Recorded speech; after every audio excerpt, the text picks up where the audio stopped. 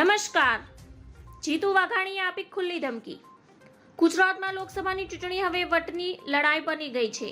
વટ કોનો પડશે તે સમય બતાવશે, પરંતુ જીતુ વાઘાણી લોકસભાની બેઠક પર 5 લાખની લીડથી જીતવાનો ટાર્ગેટ સેટ કરીને બેસ્યા છે. એક તરફ ભાજપમાં ભરતી મેળો, પક્ષપલટો, રૂપાલા વિવાદનની ભડકો થયો, ત્યાં બીજી તરફ જીતુ વાઘાણીએ કાર્યકર્તાઓને ટકોર કરી છે કે વિધાનસભા જેવી ભૂલ લોકસભામાં નહીં થાય.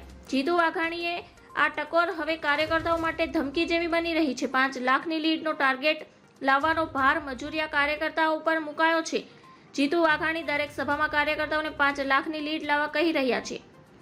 જીતુ વાઘાણીએ પેજ કમિટીના સભ્યોને ટકોર કરતા કહ્યું કે વિધાનસભા જેવી ભૂલ લોકસભામાં નહીં કરતા.